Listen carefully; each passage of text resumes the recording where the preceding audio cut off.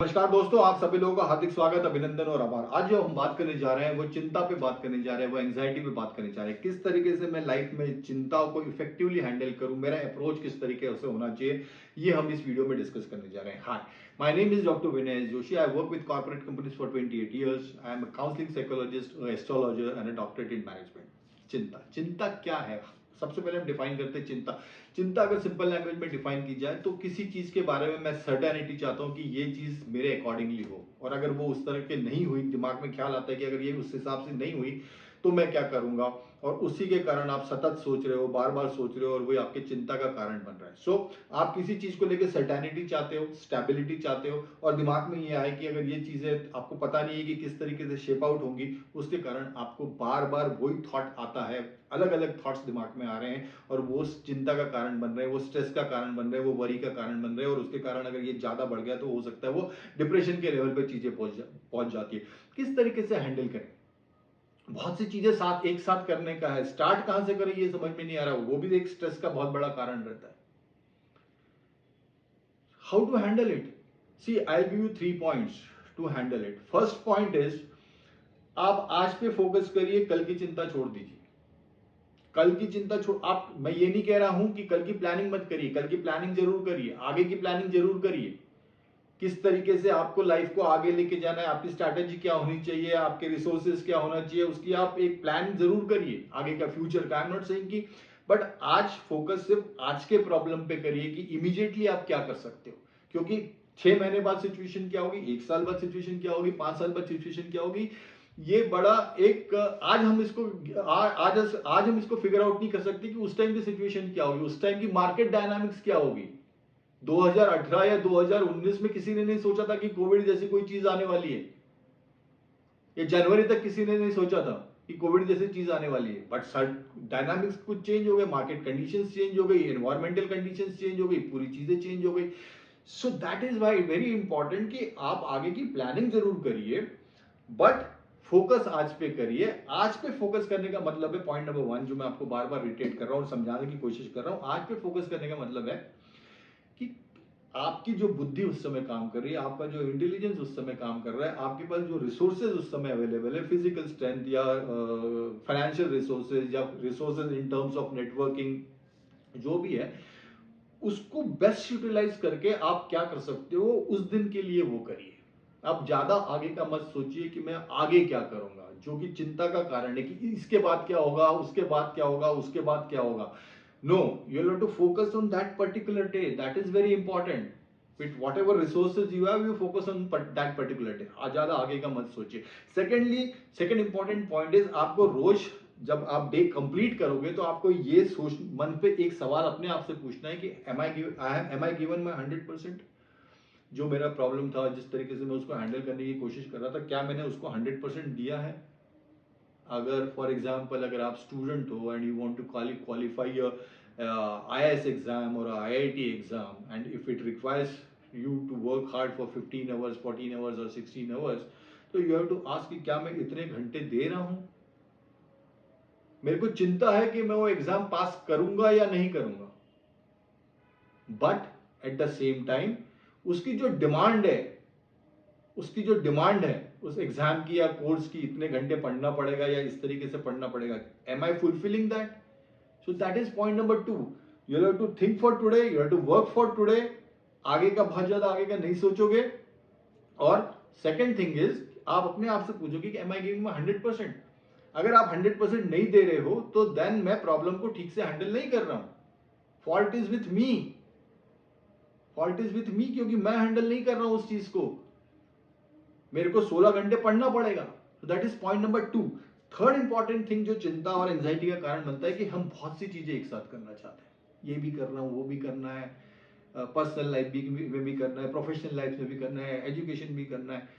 चिंता का कारण यही नहीं समझ में आ रहा है कि कहां से पकड़े, कौन से छोर से चीज पकड़े, और पूरा दिमाग में कंफ्यूजन हो। कुछ पूरा दिन निकल जाएगा, महीना निकल जाएगा, कुछ पीछे मुड़ के एनालाइज करेंगे तो कुछ हुआ नहीं, कहीं से स्टार्ट ही नहीं कर पाए। Most pathetic situation. How to handle it? Make a list, priority wise, किसकी किस काम की वेटेज सबसे ज्यादा है and start doing it. Take one thing at a time, one activity at a time, start it. हो सकता है कि इमीडिएटली आपको 20 चीजें करनी हो या 10 चीजें करनी हो, आप एक से स्टार्ट करिए और फोकस उसी पे करिए.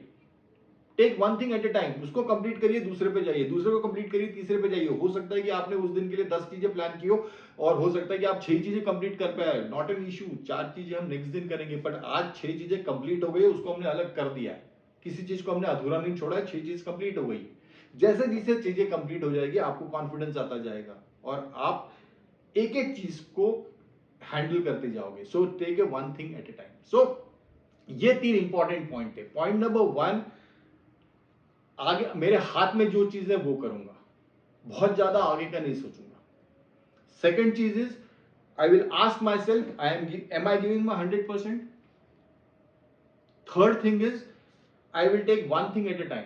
अगर पढ़ाई भी कर रहे हैं, बहुत सारे सब्जेक्ट्स पढ़ना है, तो आई will start with one subject, one topic.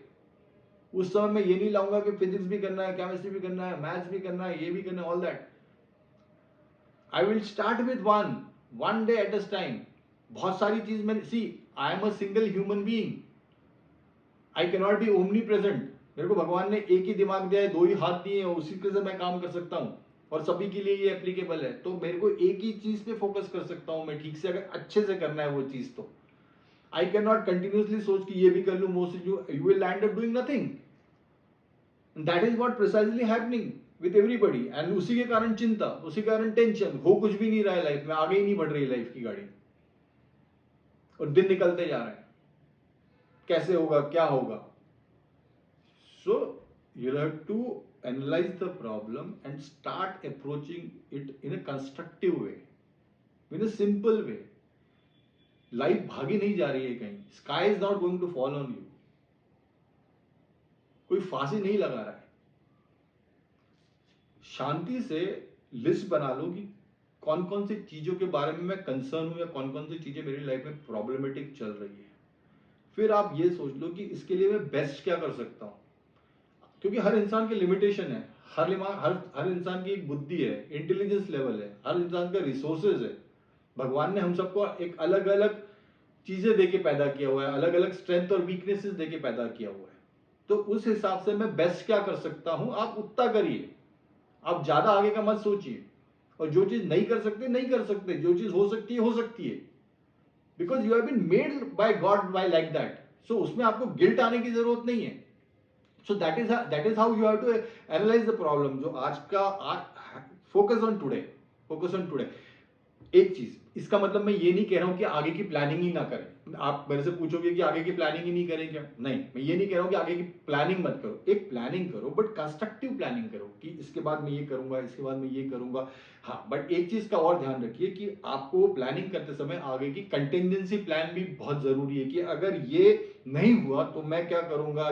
Fall back option जिसको मैं कहता हूं, fall back option. If this doesn't work I will shift to this, if this doesn't work I shift to this. So ये जब आपका इतना clear plan होता है कि कंटिजेंसी प्लान के साथ, फॉल बैक ऑप्शन के साथ, जब आपने सब चीजें क्लियर की हुई है, तो आपका जो स्ट्रेस लेवल है वो कम हो जाता है और आप एक ईज में रहते हो, आप एक पीस में आ जाते हो. When you are at peace, when you are at ease, आपकी क्रिएटिविटी बढ़ जाती है. आपकी जब क्रिएटिविटी बढ़ जाती है तो आपकी बॉडी लैंग्वेज चेंज हो जाती है. आपकी बॉडी लैंग्वेज चेंज हो जाती है तो सामने वाला का जो परसेप्शन आपके बारे में बनता है वो अलग बनता है.